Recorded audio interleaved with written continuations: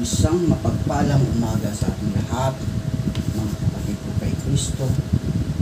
Isang kagalakan na muli tayo ay makapagulay-bulay sa mga salita ng ating Panginoong Jesus sa umaga ito. Isang minutong pagbubulay-bulay ng mga salita ng Panginoon upang papurihan at sambahin ang ating Panginoong Jesucristo. Marahil ang ilan sa mga ito ay kagawan ng mga tao sa ating paligid at ang ilan naman ay sanhi ng likas na pagkamakasalanan.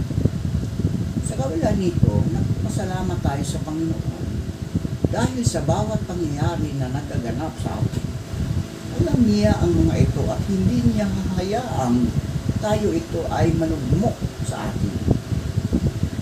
Gumagawa ang Diyos ng paraan at daan para tayo ay hanguin saan man tayo nalugmok at binibigyan tayo ng lakas sa pamagitan ng banal na Espiritu upang ating harapin ang bawat sitwasyon na ngayon ay ating kinakaharap. Sa umagang ito, ating tutunghayan ng isang kwento tungkol sa pagmamalaga at pagmamalasakit ng Panginoon para sa mga taong tila ba mga tupang walang pastor. Ayon sa Mateo 14,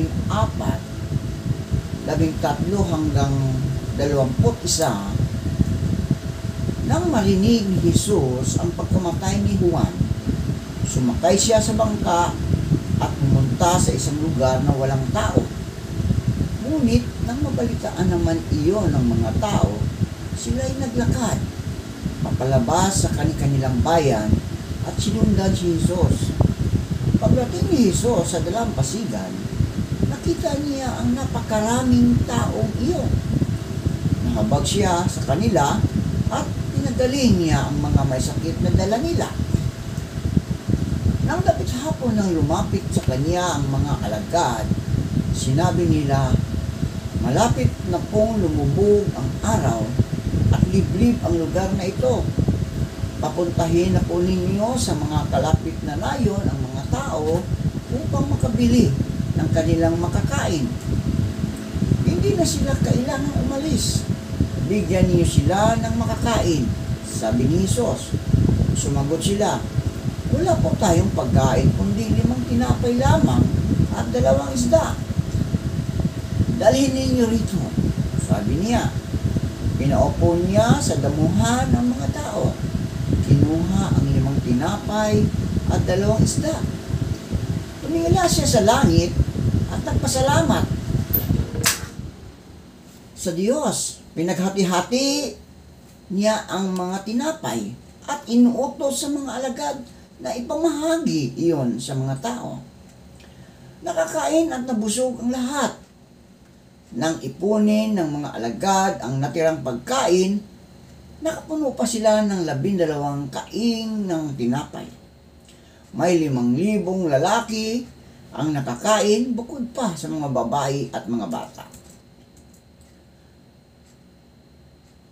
Nagsimula ang kwento sa ating batayang talata sa isang kalagayan na kung saan ang Panginoong Hesus ay pumunta sa isang lugar na walang tao. Nang marinig ni Jesus ang pagkamatay ni Juan, sumakay siya sa isang bangka at pumunta sa lugar na walang tao. Marahil may nag-iisip tayo kung bakit binanggit ni Apostol Mateo ang naturang eksena. Maaari namang sabihin ni Mateo ang mga sumusunod na kaganapan, magbigay daan upang makita at masumpungan agad ang mga kamanghang-mangha gawa ng ating Panginoon. Katulad ng binanggit na sa masunod na talata.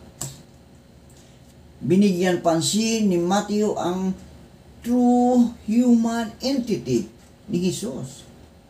Hindi si superhero si Jesus na tila baga ay hindi nakakaramdam ng gutom, uhaw at pagod. Si Jesus sa modernong termino ay nabuburn out din, nabuburyong, napapagod sa physical at emotional na aspeto. Siya ay tao ring tulad natin.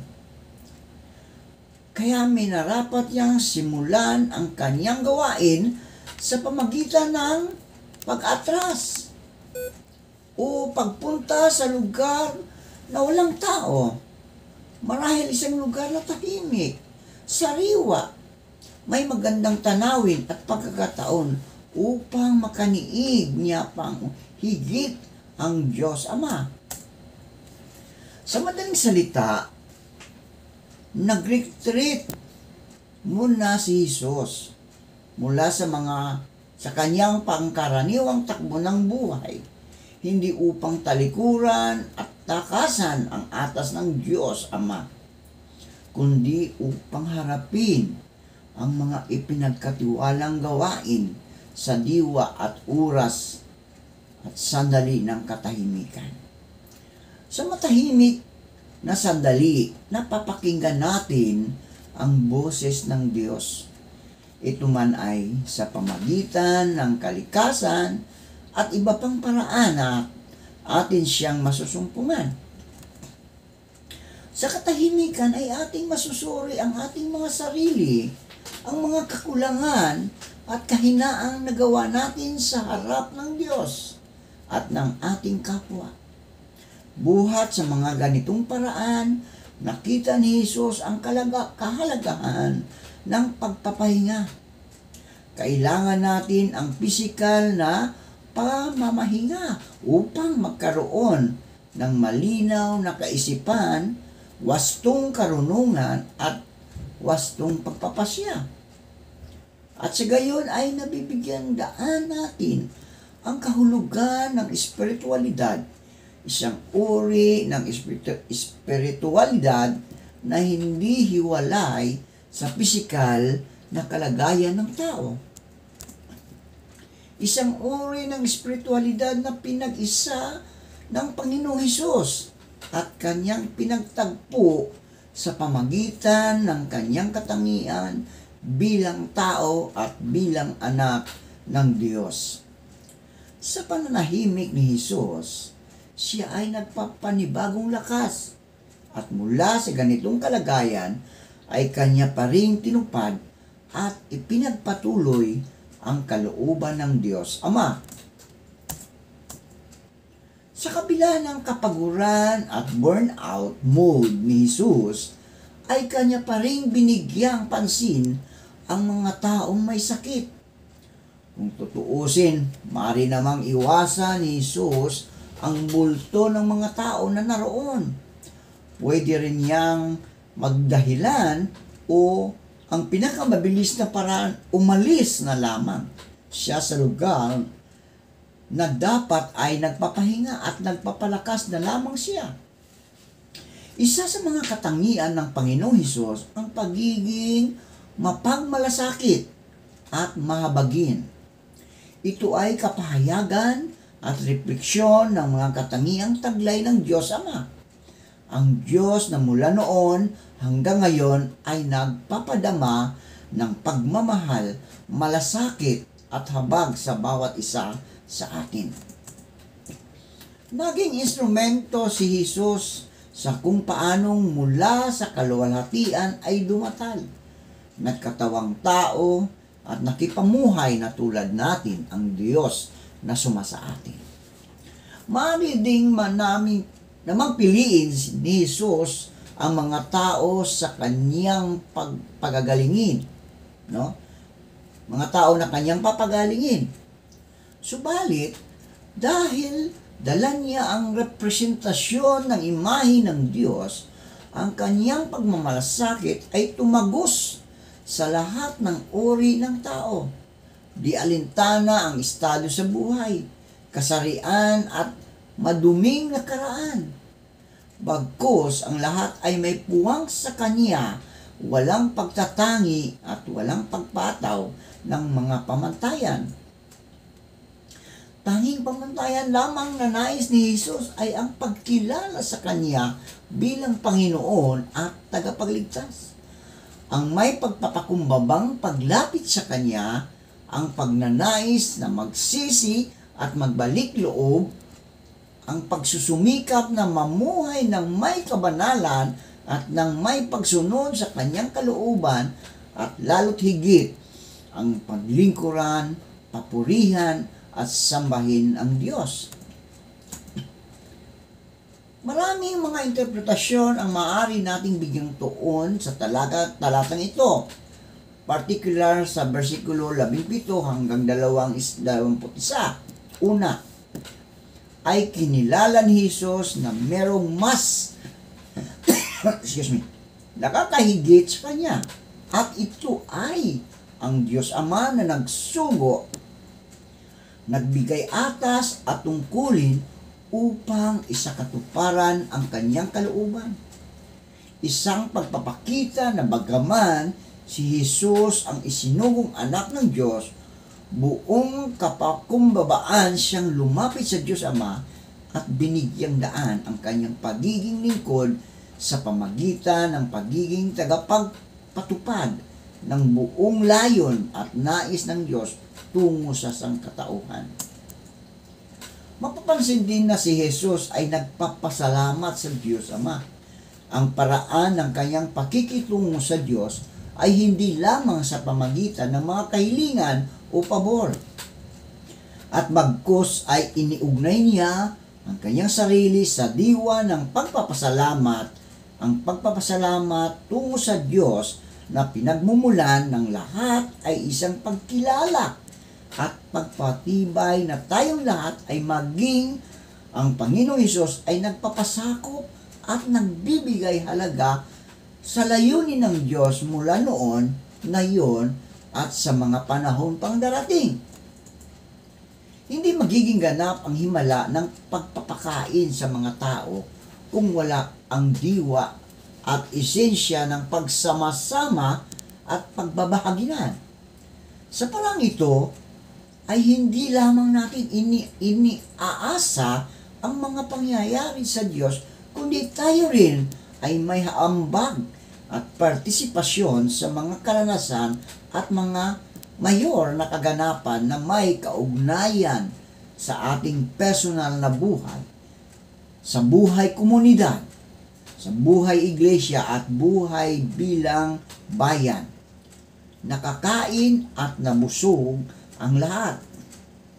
Ang 5,000 kalalakihan, bukod pa ang mga bata at kababaihan, higit sa 5,000 ang nabibiyayaan ng pagmamahal at pagmamalasakit ni Jesus, hindi lamang upang mabusog ang kanilang katawan, kundi upang maipadama at maiparanas ang esensya at kahulugan ng kaharian ng Diyos dito sa lupa. Sa mga tuwid, ang himalang naganap sa pagpapakain sa 5,000 ay hindi lamang isang historikal na tala, at sa halip ito ay isang tunay na ang Diyos ay sumasa atin saan man at anuman ang ating sapitin sa buhay.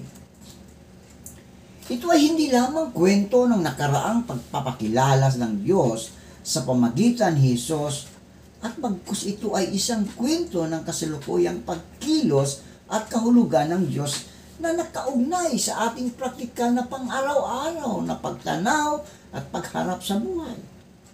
Mahalaga na sa panahon ng Pentecostes ay ating mabigyang kahulugan ang paglilingkod sa pamagitan ng masigla, mabiyaya at nagbabahaging Espiritu Santo na sumasa atin at gumagabay upang maiparanas ang bahagi at paunang imahe ng kaharian ng Diyos. Una, ang kahalagahan ng pananalangin. Bahagi na ang routine ni Jesus bago siya magsimula sa pagmimisyon ay lumalayo siya sa karamihan. Nagtutungo sa isang ilang na lugar upang makapanalangin. Mahalagang matutunan natin ang ganitong halimbawa ni Jesus. Tayo, bago sumabak sa anumang gawain, nararapat din lamang maglaan ng sapat na oras at panahon sa pananalangin upang higit nating mararanasan ang kapuspusan ng banal na Espiritu. Ang paglalaan ng sapat na panalangin bago ang anumang gawain ay nagpapakilala na tayo ay umaasa sa tulong ng Diyos at hindi umaasa sa ating kakayanan. Pangalawa, masdan ang lahat sa mata ng Diyos. Sinasabi sa ating talata, nang makita ni Jesus ang napakaraming tao, siya'y nahabag at pinagaling sila anuman ang karamdaman. Ang ganitong tanawin ay hindi na rin iba sa ating panahon. Madalas tayong nakakakita ng mga taong lubhang nahihirapan at nagdadalamhati dahil sa kanilang kalalagayan at mga pinagdaraanan. Hindi na natin kailangan pang magtungo sa ibang lugar upang makita ang mga taong tulad ng nakita ni Jesus. Kung imumulat natin ang ating mga paningin at masdan ang lahat sa mata ng Diyos, makikita natin hindi iba ang nakikita natin sa nakita ni Jesus. Maaaring wala tayong kakayahan na dulutan sila ng kagalingan sa mga pisikal na karamdamang kanilang pinagdaraanan. Subalit, magagawa naman natin silang damayan at pakinggan ang kanilang mga hinaing upang kahit papaano ang bigat ng kanilang pinapasan ay gumaan. Ang malaman ng mga tao na sila'y may karamay at handang makinig, higit sa ano paman sila'y makadarama ng kaginhawaan at kaaliwan. Pangatlo, ipahayag ang pagmamalasakit sa pamagitan ng pagbabahagi. Hindi lamang kagalingan ang ibinigay ni Jesus sa mga tao. Pinakain din niya ang mga tao bago sila bumalik sa kanilang tinatahanan. Hindi ko kontento si Jesus na pinagaling lamang niya ang mga tao sa kanilang karamdaman. Iniisip din niya na maaring ang mga tao ay mahilo at mahimatay sa daan pauwi sa kanyang tahanan sapagkat sila'y gutom at pagod sa maghapong pagsunod at pakikinig kay Jesus. Tayo po ay manalangin. Jesus, salamat sa pagmamahal mo sa amin. Ikaw ay nanaog dito sa lupa upang kami ay iyong tubusin sa aming mga kasalanan doon sa krus ng Kalbaryo. Naway ilayo mo kami sa pagkakamali at ikaw ang patuloy na magpala upang ang bawat isa ay magkaroon ng kaligtasan na inaalok mo sa amin dahil sa inyong habag na kami ay makasalanan. Iligtas mo kami sa mga sakuna sa araw na ito. Aming ipinagkatiwala sa iyo ang aming buhay at mga mahal sa buhay. Ikaw na po ang bahala sa amin. Thank you, Jesus. Ito ang aming samod dalangin sa pangalan ni Jesus. Amen.